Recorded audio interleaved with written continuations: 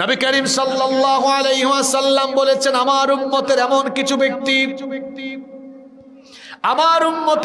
কিছু ব্যক্তি তিহামার শুভ্র পর্বতমালার মতো পাহাড় সমপরিমাণ আমল নিয়ে কিয়ামতের দিন হাজির হবে।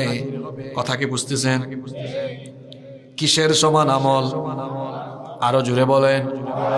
পাহাড়ের সমান আমল নিয়ে কিছু বান্দারা কিয়ামতের মাঠে হাজির হবে, কিন্তু তাদের আমলগুলো মুহূর্তেই ধুলাবালিতে পরিণত হয়ে যাবে, আমল নষ্ট হয়ে যাবে।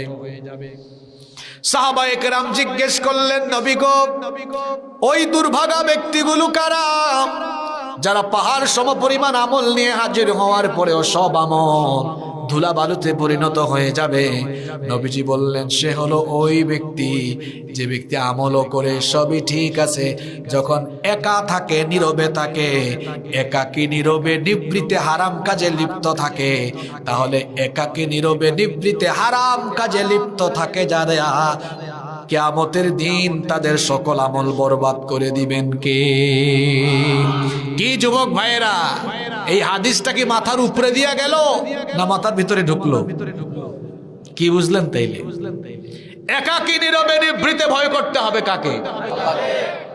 এই আল্লাহর ভয় যদি অন্তরে থাকে, তাহলে যুবক রাতের বেলা মোবাইলের অপব্যবহার করবে?